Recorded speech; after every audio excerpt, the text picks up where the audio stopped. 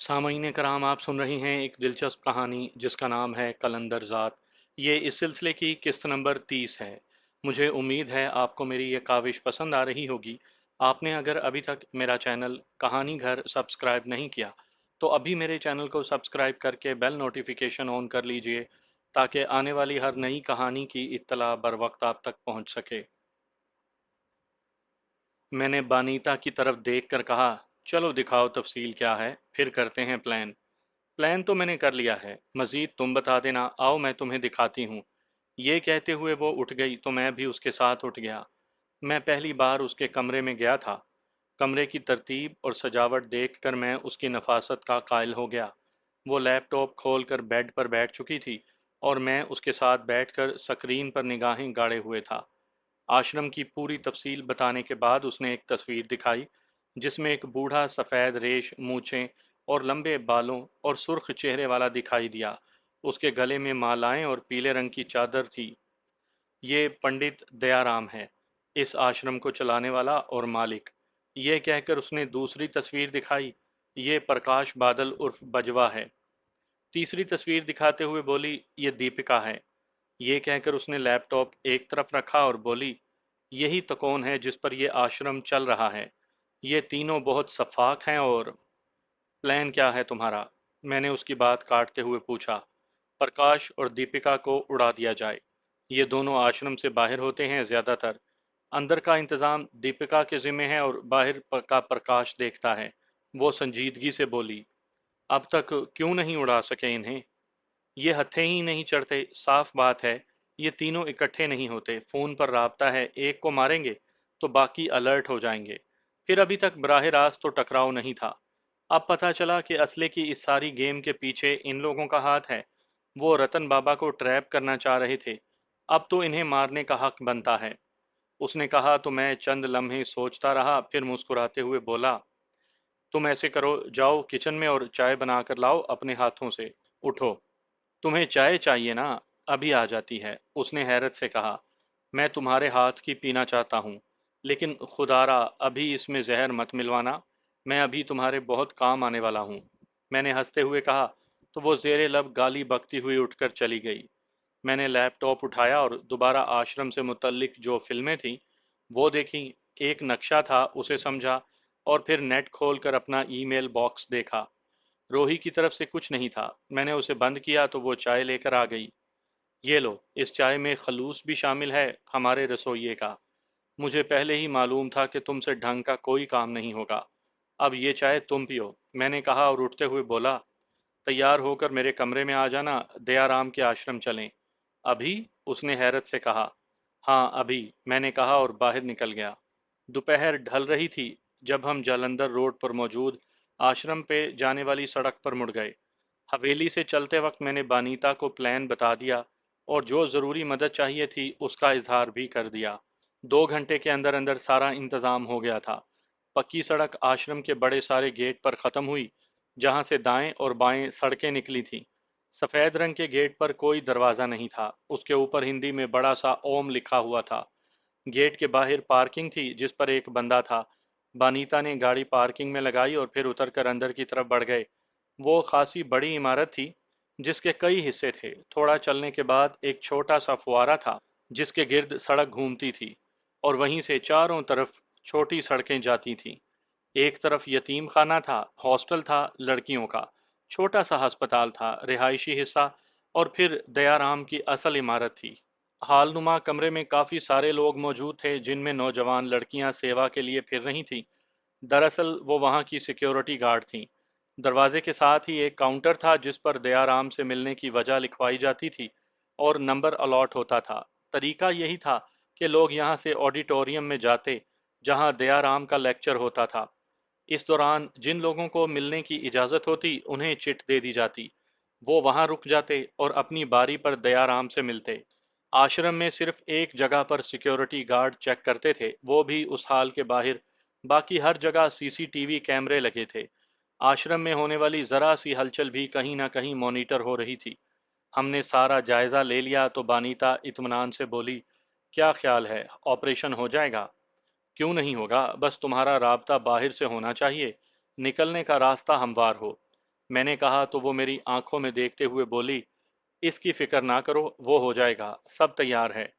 तो बस मेरे बाहर आने का इंतज़ार करना, ना आ सका तो खामोशी से वापस चली जाना। मैंने कहा तो वो एकदम से फिक्रमंद हो गई, फिर लरजते हुए लहजे में बोली, तुम ऐसा क्यों कह रहे हो दिलजीत? तुम आओगे और ज़रूर आओगे। जिंदगी और मौत कोई भी लिखवा कर नहीं लाया मेरी जान। मेरी मौत अगर यहाँ लिखी है तो कोई नहीं टाल सकता, और अगर नहीं लिखी तो कोई मार नहीं सकता। मैं अगर मर गया तो खुद को मुसीबत में मत डालना। मैंने आहिस्तगी से कहा और इर्द गिर्द लोगों को तकने लगा। अगर चिट तुम्हारे नाम ना निकली तो फिर मैं, या अगर दोनों के नाम निकली तो इसमें परेशान होने की ज़रूरत नहीं, मैं संभाल लूँगा। बस तुम बाहर का ख्याल रखना। लफ्ज़ मेरे मुंह ही में थे कि ऑडिटोरियम में जाने का ऐलान होने लगा। मुल्हिका ऑडिटोरियम में सुकून से बैठने के बाद माहौल का जायज़ा लिया। काफ़ी सारे लोग थे, सामने स्टेज पर बैठने की जगह थी। रिकॉर्डिंग के लिए जदीद आलात का इस्तेमाल था। कुछ देर बाद दयाराम चंद लड़कों और लड़कियों के जलू में स्टेज पर नमूदार हुआ। उसने सफ़ेद रंग की दो चादरें ओढ़ी हुई थीं, एक धोती की सूरत में और दूसरी कांधों पर फैला रखी थी। सफ़ेद बालों में आधे से ज़्यादा चेहरा छुपा हुआ था। वो दोनों हाथ जोड़े हुए चंद लम्हे खड़ा रहा, फिर बैठकर भाषण देने लगा। तकरीबन 20 मिनट के बाद वो भाषण ख़त्म हो गया। दयाराम उठकर अंदर चला गया। हम दोनों को मुलाकात की पर्चियां मिल गईं। हमें आधे घंटे से ज़्यादा इंतज़ार करना पड़ा। मेरी बारी आई तो दरवाजे पर मौजूद सिक्योरिटी गार्ड ने मुझे डिटेक्टर लगा कर चेक किया, और फिर मैं अंदर चला गया। वो सामने एक गद्दे पर बैठा था। उसके आसपास सफ़ेद, सब्ज़ और नारंगी फूलों के गुलदस्ते पड़े हुए थे। अंदर का माहौल खुनक था, खुशगवार महक थी और रोशनी काफ़ी हद तक धीमी थी। मैं उसके सामने जाकर बैठा तो उसने मेरे चेहरे पर देखते हुए कहा, क्या समस्या है बालिक? दयाराम जी, क्या आपने राजीव गांधी के कत्ल के बारे में सुना है? वो कैसे हुआ था? मेरे यूं कहने पर उसके चेहरे का रंग बदल गया। एकदम से उसकी आंखों में कहर उतर आया। लाल भभूका चेहरे के साथ उसने मुझे देखा और फिर गुस्से में लरजती हुई आवाज के साथ बोला, क्या मजाक करते हो? मैं मजाक नहीं कर रहा दयाराम जी। शायद आपको नहीं मालूम, मगर मैं बता देता हूँ। उसे बम से उड़ाया गया था। वो ऐसा बम था जिसे सिक्योरिटी वाले भी नहीं पकड़ सके थे, और ना उस बम को कोई आला पकड़ सका था। बिल्कुल ऐसे बम थे वो। ये कहते हुए मैंने अपनी जैकेट दोनों हाथों से खोल दी। उसने इज़्तरारी हालत में देखा और फिर खौफ से उसकी आंखें फैल गईं। एकदम से उसका चेहरा पसीने में भीग गया। वो खौफजदा दिखाई देने लगा था। उसका बस नहीं चल रहा था कि किसी को मदद के लिए बुलाए। दयाराम जी, अगर आपने ज़रा सी भी बेवकूफ़ी की ना, मैंने तो मर ही जाना है, आप भी नहीं रहेंगे। क्या चाहत हो तुम? उसने खौफ से लरजती आवाज में पूछा। मैं आपको साथ लेकर जाने के लिए यहाँ आया हूँ, सिर्फ इतने वक्त के लिए जब तक हमारे साथ की गई बेईमानी वाला मामला साफ नहीं हो जाता। बेईमानी वाला मामला? मैं समझा नहीं, उसने हैरत से कहा। आप उसी वक्त समझेंगे ना, जब हम समझाएंगे, क्योंकि आपने अपने बंदों को ये नहीं समझाया कि हमारे बेईमानी वाले काम में ईमानदारी पहली शर्त होती है। मैंने तेजी से कहते हुए उसके हाथ पकड़ लिए तो वो लरज कर रह गया। फिर धीमी आवाज में बोला, तुम अपनी समस्या मुझे बताओ, मैं यही उपाय कर देता हूँ। नहीं दयाराम जी, आपको मेरे साथ तो जाना होगा, वरना बात नहीं बनेगी। ये मेरा वादा है कि आपको कुछ नहीं होगा, क्योंकि आप इसमें कसूरवार नहीं हैं। तो फिर कौन कसूरवार है? उसने पूछा। हमारे पास वक्त कम है दयाराम जी। इन बमों का रिमोट कंट्रोल बाहर भी है। मुझे ज़्यादा वक्त हो गया तो ये, मैंने अपनी आवाज़ को सर्द बनाते हुए कहा तो वो फिर से लरज़ गया। इस दौरान मैंने उसके दोनों हाथों को मजबूती से पकड़ लिया।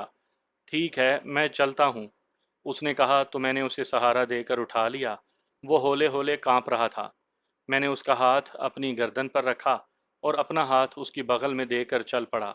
दरवाजे पर सिक्योरिटी वाले हैरान थे कि दयाराम को क्या हो गया। उन्होंने आगे बढ़ना चाहा तो उसने दूर ही से मना कर दिया।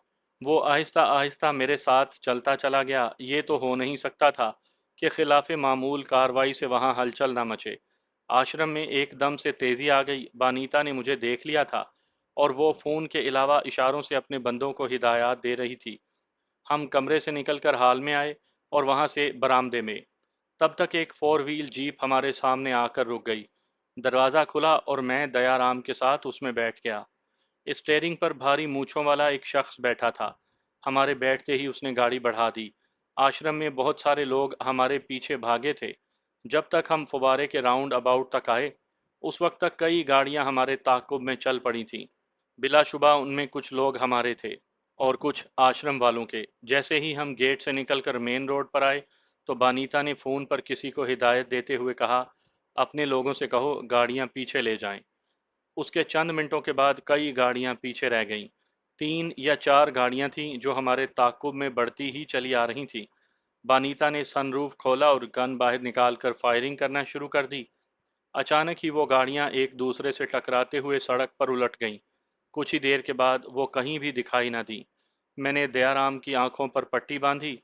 अमृतसर से बाहर ही से हम तरन तारन रोड पर निकल गए। हमारे सफ़र का इख्तिताम फिर उसी फार्म हाउस पर हुआ जहां गुज़िश्ता से पेवस्ता रात हम रहे थे। वही जंगल का माहौल, झोंपड़ियां, एक छोटी सी नदी, दरख्त और हू का आलम था। बानीता और मैं दयाराम को लेकर एक झोंपड़ी में आ गए।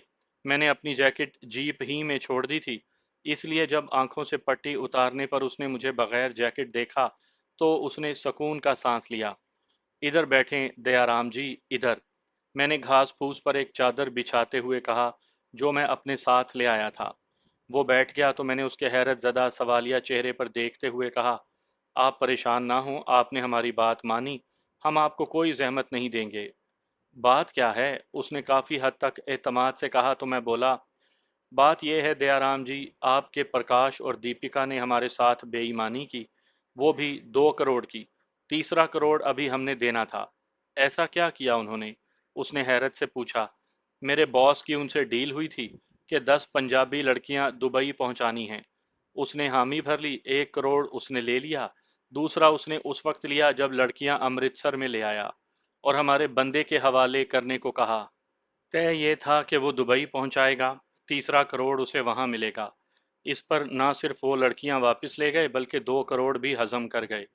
क्या वो ये काम भी करते हैं? दयाराम जी ने हैरत से पूछा तो बानीता ने तंजिया अंदाज में कहा, ऐसे ना करो स्वामी जी, सब कुछ आपकी आशीर्वाद से होता है।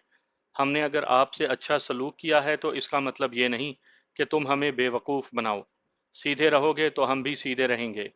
ये धमकी कारगर साबित हुई और दयाराम सहम गया। मैं उसके रवैये पर खुद हैरान था। वो अदाकारी कर रहा था या वाक़यतन खौफज़दा था? वरना उसके बारे में यही मालूमात थीं कि वो हिप्नोटाइज़ का माहिर है। जोग, संन्यास और योगा तो वो जानता ही था। मैंने कई बार उसकी आंखों में आंखें डाली थी, मगर मुझे तो कुछ भी महसूस नहीं हुआ था। मैंने भी उसे अपनी जानिब मुतवज्जा करते हुए कहा, दयाराम जी, आप तो हिप्नोटाइज़ के माहिर हैं, ट्रांस में लें मुझे। और मैंने जानबूझकर अपनी बात अधूरी छोड़ दी थी। तब वो चंद लम्हे मेरी तरफ देखते रहने के बाद बोला, अब नहीं होता यार, शराब और औरत ने ये सारी सलाहियतें छीन ली हैं। मैंने तो अपने इर्द गिर्द बड़ा हिसार बनाया था, लेकिन तुम मुझे वहां से निकाल लाए। सीधे लाइन पर आओ दयाराम। बानीता ने तल्खी से कहा तो वो नरम लहजे में बोला, क्या चाहत हो अब तुम? जाहिर है 2 करोड़ वापस और जुर्माने में वही 10 लड़कियां और बस। मैंने सुकून से कहा, इसे वक्त भी बता दो, सिर्फ 2 घंटे के अंदर अंदर। बनीता तेज लहजे में बोली, फिर अपना फोन निकाल कर उस पर नंबर मिलाए और सिर्फ इतना कहा, प्रकाश या दीपिका से बात करवाओ, ध्यान रखना वो हमारा फोन ना ट्रेस कर लें। ये कहकर उसने फोन बंद कर दिया। असल में ये सिर्फ दयाराम को बताया गया था, वरना ये तय था कि प्रकाश को फोन लंदन से आना था, जिसके कॉन्फ्रेंस पर बानीता ने बात करनी थी। इस तरह पकड़े जाने का इम्कान नहीं था। ज्यादा वक्त नहीं गुजरा था कि बानीता का फोन बज उठा। उसने आवाज सुनी और फोन मुझे दे दिया। प्रकाश बात कर रहा हूँ, कौन हो तुम? क्या तुम दयाराम जी से बात करना चाहोगे? मैंने कहा और स्पीकर ऑन कर दिया। ओह, तो क्या ये तुम हो? अगर उन्हें कुछ हो गया तो मैं। कुत्ते की तरह भौंकना बंद करो और सिर्फ मेरी सुनो, मैंने बात काटते हुए कहा और फोन दयाराम की जानिब बढ़ाकर उसे इशारा किया। तभी वो बोला, प्रकाश, ये मैं क्या सुन रहा हूँ? तुमने बाहर ही बाहर से इनके 2 करोड़ खा लिए। ऐसा कुछ नहीं है बापू, मेरी कोई डील नहीं हुई किसी से, ये सब झूठ है।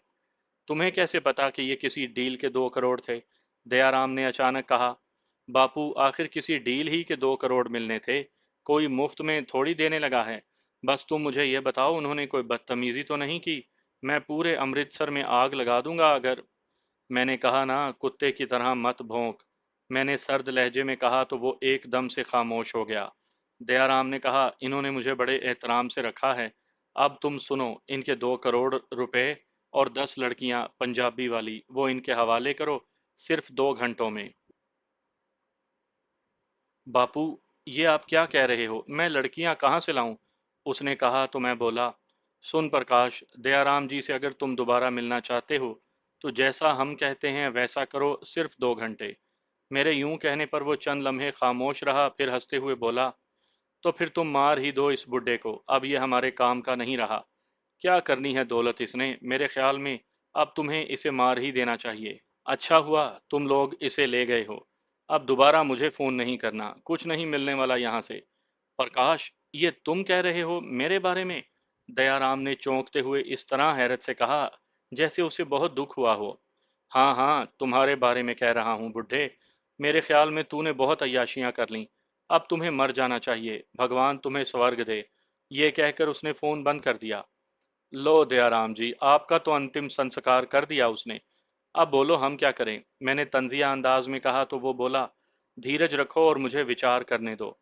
दयाराम ने कहा तो बानीता ने हंसते हुए कहा, मैंने विचार कर लिया है, अब ये दोनों ड्रामा करेंगे।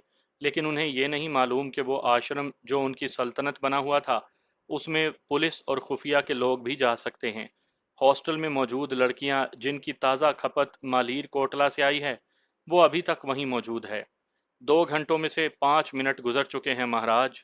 दीपिका को फोन हो सकता है? दयाराम ने पूछा। इस बार उसके लहजे में गहरी संजीदगी थी। वो भी ड्रामा करेगी, मैं जानती हूँ। तुम बात तो कराओ, उसने बजिद होकर कहा। तो बानीता ने नंबर मिलाए, फिर कुछ देर बाद कॉल आ गई। बापू, तुम ठीक तो हो ना? दीपिका की आवाज उभरी। ये प्रकाश क्या पागलपन कर रहा है मेरे मरने के बारे में? तो ठीक ही तो कहा है ना बापू, अब तुमने कितना जीना है? उसने हंसते हुए कहा तो बानीता ने गुस्से में कहा, अरे बंदरिया, ज्यादा ड्रामे ना कर। 1 घंटा 40 मिनट हैं तुम लोगों के पास। उसके बाद इस बुड्ढे की वीडियो चैनल को दे दूंगी, जिसमें ये तुम दोनों के बारे में वो सारी बकवास करेगा जो हम इसे करने के लिए कहेंगे। मरकजी ख्याल यही होगा कि तुम लोगों के जराइम से तंग आकर इसने रूपोशी इख्तियार की। 1 घंटा 38 मिनट। ये कहते हुए उसने फोन बंद कर दिया। फिर मेरी तरफ देखकर बोली, दिलजीत, अब ज्यादा वक्त नहीं देना इन लोगों को, बयान रिकॉर्ड करो इसका और हर चैनल को भेज दो। उसके यूं कहने पर दयाराम ने सर यूं झुका लिया जैसे वो हार गया हो। फिर जब वो बोला तो उसका लहजा भी उसका साथ नहीं दे रहा था। तुम लोग इसे ड्रामा मत समझो। मैं इतनी आसानी से तुम लोगों के साथ आ ही इसलिए गया हूं कि उन दोनों को सामने ला सकूं। तुम लोगों ने जो कुछ भी करना है, जो भी मुझसे कहलवाना है, वो मैं कहने को तैयार हूं।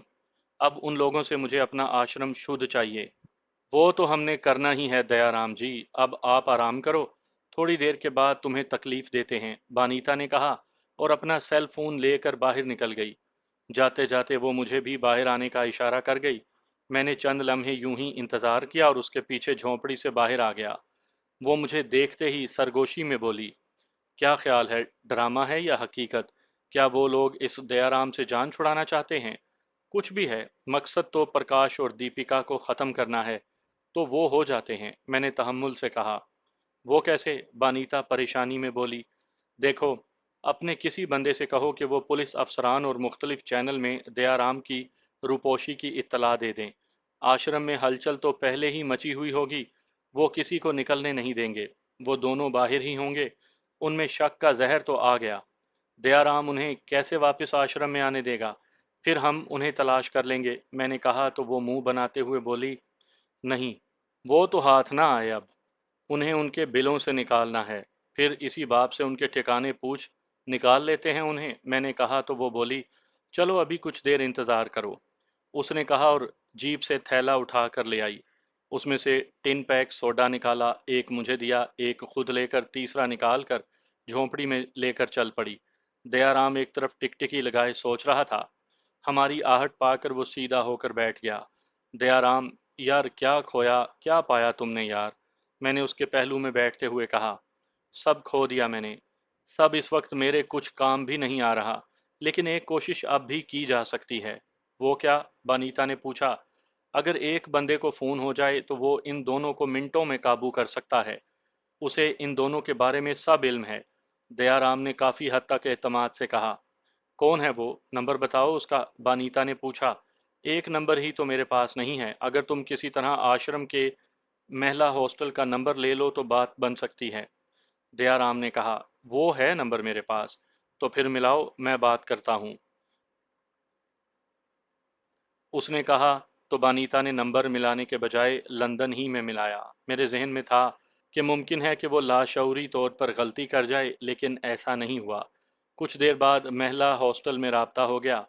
तो एक औरत ने घबराए हुए पूछा, बापू, आप कहाँ हैं, आप ठीक तो हैं? मैं ठीक हूँ, मेरी बात गौर से सुनो। किसी भी महिला को हॉस्टल से बाहर नहीं जाने देना, चाहे कुछ भी हो जाए। और मेरी एक मदद करो, मुझे अपारा सिंह बाजवा का नंबर दो फौरन। अभी देती हूँ बापू। पर आप हैं कहाँ और किसके साथ हैं? हमने तो यही सुना है कि आपको अगवा किया गया है, उस औरत ने उलझते हुए कहा। नहीं, मैं अगवा नहीं हुआ। प्रकाश और दीपिका से छुपा हूँ, वो मुझे कत्ल करना चाहते हैं। तुम ये बात खुद भी अपारा सिंह बाजवा को बता दो। लिखो बापू नंबर, उस औरत ने कहा और नंबर लिखवा दिया। इसके साथ ही बानीता ने कॉल काट दी। कुछ देर के बाद अपारा सिंह बाजवा का नंबर मिल गया। कुछ देर तमहीदी बातों के बाद दयाराम ने कहा, वो दोनों मुझे चाहिए वरना मेरा कत्ल हो जाएगा। आप फिक्र ना करो, आप आधे घंटे बाद राब्ता करना। उसके बाद फोन खामोश हो गए। अजीब खिचड़ी सी पक गई थी।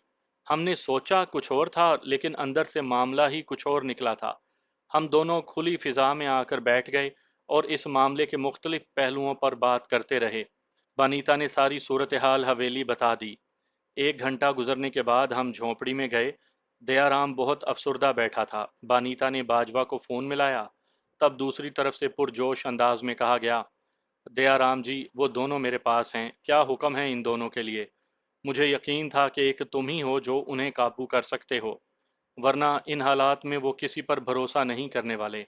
दयाराम ने नफरत से कहा, नहीं, मैं अभी उनकी तलाश करने वाला था कि उन्होंने खुद राब्ता कर लिया। असल में आपको सूरत हाल का नहीं अंदाज़ा। आश्रम को पुलिस ने अपने घेरे में ले लिया है और तलाशी लेने के लिए बातचीत कर रहे हैं। इसी खौफ से ये दोनों मेरे पास आ गए। उन्हें काबू में रखो, मैं कुछ बंदे भिजवाता हूँ, उन्हें उनके हवाले कर देना। उसके बाद ही आश्रम में आकर सब संभाल लेता हूँ। दयाराम ने तेजी से कहा। फिर कुछ कोड वर्ड्स तय हुए और फोन बंद हो गया। बानीता एकदम ही से पुरजोश हो गई थी। दयाराम ने बाजवा का पूरा अता पता बता दिया। उसके बाद बानीता ने अपने चंद बंदों को इस काम पर लगा दिया। वो बड़े सब्र आजमा लम्हात थे। या तो बानीता के भेजे हुए बंदे गायब हो जाने थे, या फिर इतनी मेहनत करने के बाद कामयाबी मिल जाने वाली थी। मैं उसकी इज़तरारी कैफियत देख रहा था। आधे घंटे बाद उसका फ़ोन बज उठा। उसके लोग थे। अपारा सिंह उनसे तस्दीक चाह रहा था। फौरन ही दयाराम की बात करवा दी गई। कुछ ही देर के बाद प्रकाश और दीपिका को उन बंदों के हवाले कर दिया गया। लेकिन अपारा सिंह बाजवा ने यह शर्त रखी थी कि उन दोनों को कुछ नहीं कहा जाएगा और दयाराम उन्हें माफ़ कर देगा। बानीता को इससे कोई गर्ज नहीं थी। उसने दयाराम को लिया और झोंपड़ी से बाहर आ गई। ड्राइवर गाड़ी ले आया था। दयाराम की आंखों पर वैसे ही पट्टी बांध दी गई और हम वहां से निकल पड़े। तरन तारन से अमृतसर रोड पर आए तो हमने जीप छोड़ दी। ड्राइवर दयाराम को लेकर चला गया। एक दूसरी कार हमारे इंतजार में थी। हम उस पर निकल पड़े। हमारे सफ़र का इख्तिताम शहर से बाहर एक फैक्ट्री में हुआ। ये रतनदीप सिंह ही की फैक्ट्री थी और यहाँ कुछ फूड प्रोडक्ट तैयार होते थे। कुछ ही देर के बाद हम फैक्ट्री की पिछली जानिब एक बड़े सारे स्टोर में जा रुके। उस वक्त अंधेरा फैल चुका था और रोशनियां जगमगा उठी थी। स्टोर के एक कोने में बड़ी मेज के इर्द गिर्द कुर्सियां पड़ी थीं। दो कुर्सियों पर वो दोनों बैठे थे। बानीता और मैं उनके सामने जाकर बैठ गए। तब प्रकाश ने पहलू बदलते हुए कहा, मेरा नहीं ख्याल कि हमारे दरमियान कोई दुश्मनी है। मैंने ऐसी कोई डील नहीं की जिसमें। उसने कहना चाहा तो बानीता ने उकताए हुए लहजे में कहा, फजूल बातें मत करो प्रकाश। तुम अच्छी तरह जानते हो कि सिख कौम के खिलाफ क्या कुछ करते रहे हो और अब भी कर रहे हो। मैं मानती हूँ कि तुम्हारे पीछे हिंदू तंजीमें हैं, लेकिन तुम वो नाजेबा गाली बकते हुए हो। तुम वो हो जो अपनी ही हम वतन बहनों को गैरों के हाथों फरोख्त कर रहे हो। क्या सिख औरतें भेड़ बकरियां हैं या मवेशी? आखिरी लफ्ज कहते हुए उसकी आवाज़ फट गई थी। मैं ऐसा कुछ सोचकर नहीं। उसने फिर कहना चाहा तो बानीता ने पूरी कुवत से थप्पड़ उसके मुंह पर जड़ दिया। बकवास करता है साला। ये कहकर वो दीपिका को देखकर बोली, और ये कुतिया अभी तो भौंकेगी। तभी इसका फोन बजा तो वो सुनने लगी।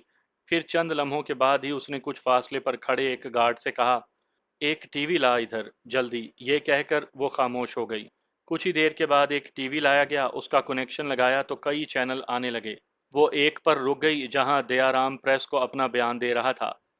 वो लोगन मेरे सेवक थे, परंतु मालूम नहीं था कि वो आश्रम में अंदर ही अंदर भयानक काम में मुलविस थे। मुझे मालूम हुआ तो मैंने उन्हें रोका। वो मेरी जान को आ गए, मुझे मारने की धमकियां देने लगे।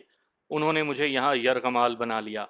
फिर मैंने कुछ लोगों से मदद ली, अब वो फरार हो चुके हैं। पुलिस से विनती है कि वो उन्हें जल्द अज जल्द गिरफ्तार कर ले। पंजाब के मुख्तलिफ इलाकों की महिलाएं यहाँ कैद थीं। वो अभी पुलिस के हवाले की हैं, अभी उनके जुर्म सामने आ रहे हैं। तुम लोगों का काम तो कर दिया दयाराम जी ने। मैंने तंजिया कहा तो वो दोनों हैरत से टीवी को देखने लगे, जैसे कुछ अनहोनी हो गई हो। फिर दीपिका गुर्राते हुए बोली, ये दयाराम, इसने, ये खुद बड़ा मुजरिम है साला, और हमें मुजरिम कह रहा है। देखो, अगर तुम लोग जिंदा रहना चाहते हो, अपना पूरा नेटवर्क तफसील से बता दो। कौन कौन उसके पीछे है ये तुम दोनों को बताना होगा। आराम से बता दो तो ठीक है, वरना। बनीता ने कहा तो प्रकाश ने एकदम गुस्से से कहा, मैं जानता हूं कि तुम लोग हमें जिंदा छोड़ने वाले नहीं, और ना ही हमें पुलिस के हवाले करोगे। तो फिर दूसरों को बताने का फायदा, मार दो। उसने कहा ही था कि मैंने उसे कॉलर से पकड़कर उठा लिया और पूरी कुवत से घूंसा उसके सर पर दे मारा। उसने मुझे पकड़ लिया और मेरे साथ गुत्थम गुत्था हो गया। वो बेहतरीन फाइटर था और मेरे साथ जोर आजमाई पर उतर आया था। उसने अपना घुटना मेरे पेट में मारा, जिससे दर्द की शदीद लहर मेरे अंदर उतर गई। उस वक्त मैंने उसे जरा सी ढील दे दी कि वो क्या करना चाहता है। चंद लम्हों में वो मेरे पीछे था, उसका बाजू मेरी गर्दन में था। दूसरे हाथ से उसने मेरी कलाई पकड़ी हुई थी। बानीता हैरत से मेरी तरफ देख रही थी। तभी प्रकाश बोला, हिलना मत, वरना एक झटके से तेरी गर्दन टूट जाएगी। उस लम्हे दीपिका उठ खड़ी हुई और उसने मेरे पेट में घूंसा मारते हुए नफरत से कहा, नेटवर्क के बारे में पूछता है, चल हमें बाहर लेकर चल। फिर घूमकर सबको देखते हुए कहा, अपनी जगह नहीं छोड़नी, वरना ये तो जान से जाएगा। मैं हैरान था कि उन्होंने गिरगिट की तरह कैसे रंग बदला है। मैंने चंद लम्हे मजीद उन्हें देखा, फिर मुड़ने की अदाकारी करते हुए अचानक उसका हाथ अपनी गर्दन से निकाला और उसकी दोनों कलाइयां अपने हाथ में लेकर इस तरह झटक दी कि उसके मुंह से अजियतनाक कराह निकली। फिर तेज चीख के साथ उसके दोनों हाथ लटक गए। मैंने दोनों खड़े हाथ उसकी गर्दन पर मारे तो वो चकरा कर जमीन पर गिर गया। तब मैंने दीपिका की तरफ देखा तो वो हैरान थी, मेरी तरफ यूं देख रही थी जैसे उसे यकीन ना आ रहा हो। मैं उसकी तरफ बढ़ा तो बानीता ने कहा, नहीं दिलजीत, इसे मैं देखती हूँ। तुम इसे होश में लाकर मजीद धुलाई करो। मैंने प्रकाश के पहलू में ठोकर मारी, वो होश में आ गया, लेकिन उसे सुध बुध नहीं थी। मैंने करीब खड़े सिख सिक्योरिटी गार्ड की कृपान निकाली और उसकी रान में पेवस्त कर दी। फिर दूसरी रान में मारी। वो ज़िबा किए हुए जानवर की तरह बिलबिलाने लगा। तभी चटाख की आवाज़ के साथ माहौल गूंज उठा। बानीता ने दीपिका को अपने आगे रख लिया था। कुछ ही देर के बाद वो चीखते हुए कहने लगी, मैं बताती हूँ। मैंने तब तक प्रकाश के दोनों हाथ काट कर दीपिका के सामने फेंक दिए। वो खौफ और हैरत से पीली पड़ गई। रात गए तक सारी मालूमात ले लेने के बाद उन दोनों को एक शाहराह पर फेंक देने के लिए बानीता ने उन्हें वहीं छोड़ दिया। प्रकाश तकरीबन मर चुका था और दीपिका को मार देने का हुक्म दे दिया गया था। वहां से निकलकर उस घर में गए और फिर तय खाने की सुरंग के जरिए हवेली में जा पहुंचे। रात के उस पहर रतनदीप सिंह हमारे इंतजार में था। उसने हम दोनों को अपने गले लगाया, देर तक अपने से चिमटाए रखा। फिर जब उसने हमें अलग किया तो उसकी आंखों में आंसू थे। उसने भराए हुए लहजे में कहा, बहुत सारी बेटियों को बचा लिया है तुमने। कई घरों की इज्जत, सिखनी की शान तो बेटियों से है। मैं एहसानमंद हूँ तुम दोनों का। मांग जमाल, क्या मांगता है तू मुझसे। ये कहकर उसने हम दोनों को खुद से अलग कर दिया और मेरे चेहरे पर देखने लगा तो मैंने मुस्कुराते हुए कहा, आपका प्यार। मेरे यूं कहने पर उसने मुझे दोबारा अपने सीने से लगा लिया। फिर रोते हुए बोला, तू मुजरिम नहीं है, ना ही हो सकता है। तेरा अंदर पाक साफ है पुत्र। मैं तेरा एहसान नहीं दे सकता, पूरी सिख कौम नहीं दे सकती। वो बेहद जज्बाती हो रहा था। कुछ देर तक वो इसी हवाले से बात करता रहा। फिर हमें आराम करने का कहकर वो अंदर की जानिब चला गया। मैं फ्रेश होकर बेड पर फैल कर लेटा था। मुझ पर अच्छी खासी थकन सवार थी। ऐसे में बानीता शॉर्ट्स पहने और हाथों में ट्रे उठाए नमूदार हुई। उसने ट्रे मेरे सामने रखी और बोली, दिलजीत, कुछ खा पी लो, ये चिकन टिक्का है और सोडा। खा लो और फिर सोते हैं। मैं खाने लगा। उस वक्त आधी से ज्यादा रात गुजर चुकी थी। जब मैं लेटा, मुझे मालूम था कि बानीता को नींद नहीं आती। वो यूं ही बैठी रहेगी, इसलिए मैं फैल कर सो गया। वो सुबह का वक्त था जब अचानक ही मेरी आंख खुल गई। मैंने ख्वाब में अपनी माँ को देखा। वो अपने उसी पुराने मकान के सहन में जाए नमाज पर बैठी थी। वही मकान जिसे शाहजेब के कारिंदों ने जला दिया था, लेकिन उस वक्त ख्वाब में वो जला हुआ नहीं था। मैं हस्बे मामूल कमरे से बाहर आया तो माँ ने मेरी तरफ देखा। वो हमेशा निगाह भर के देखा करती थी और फिर अपने वजीफे में मशगूल हो जाया करती थी। लेकिन ख्वाब में उन्होंने तस्बीह रोक दी।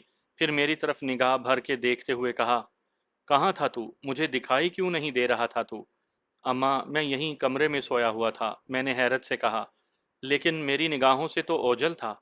चल इधर आ, बैठ, तेरे लिए मैं नाश्ता बनाती हूँ। उन्होंने उठते हुए कहा तो मैं बोला, ठीक है अम्मा, तू नाश्ता बना, मैं डेरे से होकर आया। नहीं, तू फिर गायब हो जाएगा, नाश्ता कर ले फिर चले जाना। ये कहते हुए वो किचन की तरफ चल दी और मैं चारपाई की जानी बढ़ा। तब मेरी आंख खुल गई। मैं एकदम से उदास हो गया। मुझे अम्मा शिद्दत से याद आने लगी थी। उस सुबह रतनदीप सिंह ने मुझे अपने कमरे में बुलाया। इतने दिन में ऐसा पहली बार हुआ था। मुझे रात का जज्बातीपन याद आने लगा था। शायद इस हवाले से बात करने के लिए उसने मुझे बुलाया था। मैं मुलाजमा के साथ मुख्तलिफ राहदारियां पार करता हुआ उसके कमरे में पहुंचा तो वो एक बड़े सारे कमरे में कालीन पर बैठा था। उसने तकिए से टेक लगाई हुई थी। उसके साथ दो नौजवान, एक अधेड़ उम्र खातून और बानीता बैठी थीं। आओ जमाल, बैठ, रतनदीप ने खुशगवार लहजे में कहा। मैंने एक जानिब खाली जगह देखी और बैठ गया। तभी उसने कहा, यह मेरा परिवार है, ये मेरी पत्नी है। उसने अधेड़ उम्र औरत की तरफ इशारा करते हुए कहा, ये नौजवान मेरा बेटा गुरुपाल सिंह और छोटा गुरुमीत सिंह, दोनों बिजनेस करते हैं, और ये बेटी बानीता, सगी बेटी। ओह! मेरे मुंह से निकला तो दोनों बेटे हंस दिए, मगर फिर गुरुमीत बोला, इसके बारे में ऐसी ही हैरत होती है। जो काम लड़कों को करना चाहिए वो ये करती है, बापू के लिए। खैर, बातें तो होती रहेंगी, नाश्ता लगवाओ। वो तो लग गया है जी, आप चलें डाइनिंग टेबल पर। रतनदीप की बीवी ने कहा तो हम सब उठकर टेबल पर आ गए। बनीता के बारे में मेरी हैरत कम नहीं हुई थी। नाश्ते के दौरान रतनदीप ने कहा, जमाल, तुम जितने दिन भी यहाँ रहे हो, मेरा दिल जीत लिया है तुमने। मैं चाहूंगा कि तुम दोबारा भी यहाँ आओ, मुझे खुशी होगी। मतलब मैं कहीं जा रहा हूँ? मैंने चौंक कर पूछते हुए उसकी जानिब देखा। हाँ, पाकिस्तान। तुम आज पाकिस्तान जा रहे हो? तुम दिलजीत सिंह के नाम ही से पाकिस्तान जाओगे। सब कागज तैयार हैं, टिकट भी। हमारे ज्ञानी के साथ एक जत्था जा रहा है। बहुत सारे परिवार हैं उनके साथ। तुम भी एक परिवार का हिस्सा बनकर जाओगे। अगरचे पूरी कोशिश की है कि तुम पहचाने ना जाओ, लेकिन तुम्हारी तलाश राह कर रही है।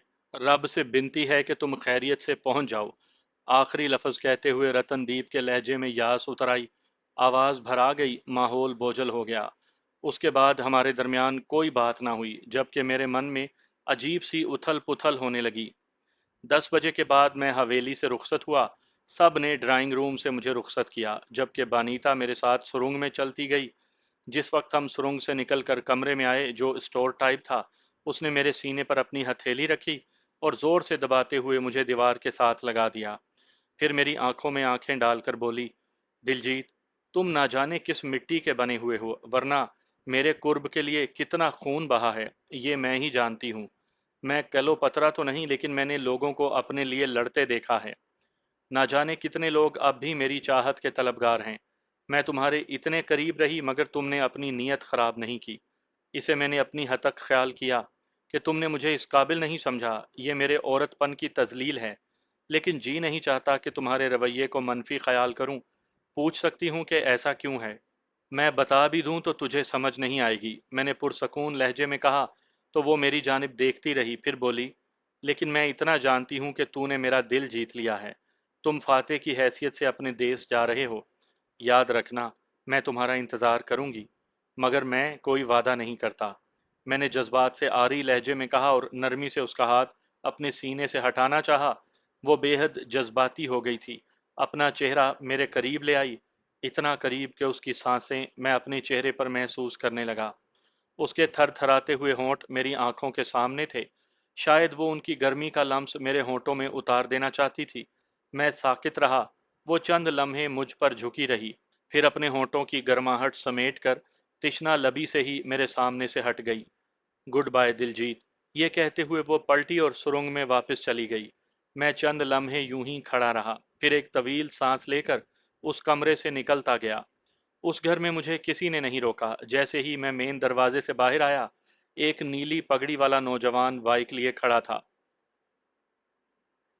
मैं उसे पहले भी हवेली में देख चुका था। उसने मुझे बैठने का खफीफ सा इशारा किया।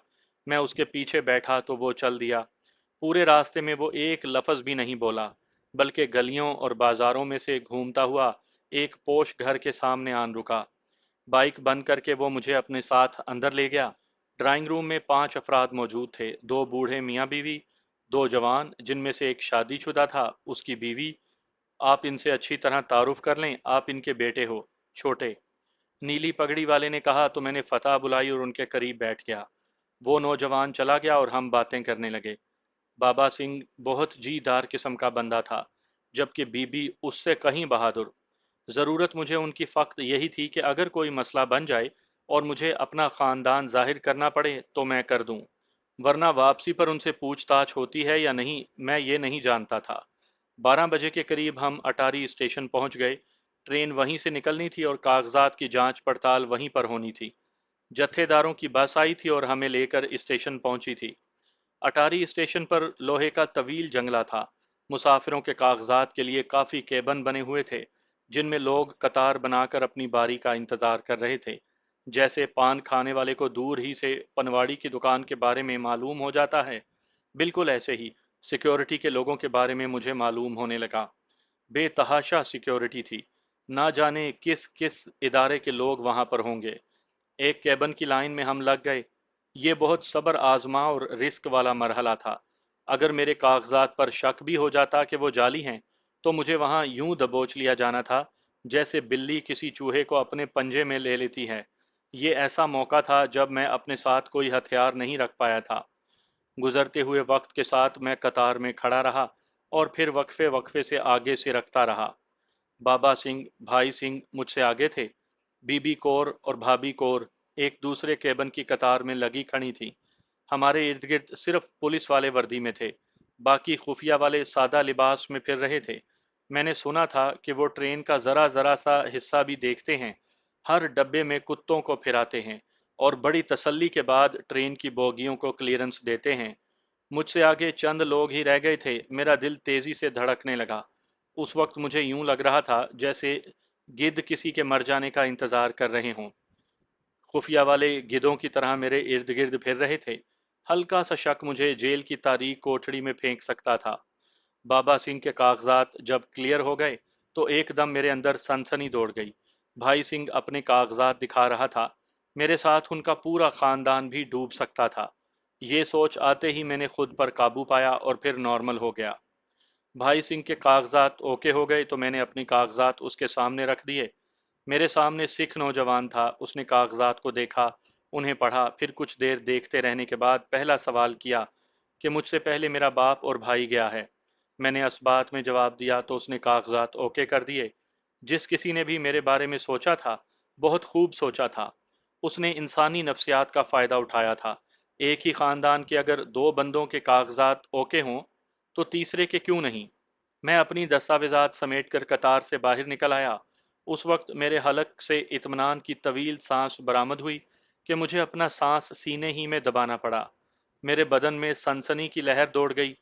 मुझे यूं लगा जैसे बड़ी खामोशी के साथ मुझे घेरा जाने वाला हो।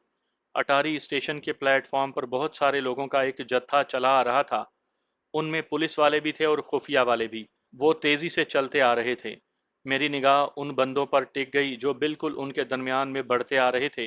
ये वही थे जो अमृतसर जंक्शन से निकल आने के बाद मेरे और बनीता के ताक़ुब में आए थे। उनमें से एक बंदे को मैंने बगल में लेकर गर्दन की हड्डी तोड़कर मार दिया था। ये उन्हीं के साथ थे। मैं अगर उन्हें इतनी दूर से पहचान सकता था, तो क्या वो मुझे नहीं पहचान सकते थे? मेरे दिमाग में यही था कि मैं यहीं से फरार ले लूं, क्योंकि मुझे यहाँ इन्हीं में से किसी ने देख लिया होगा और फोर्सेस को इत्तला भी कर दी होगी।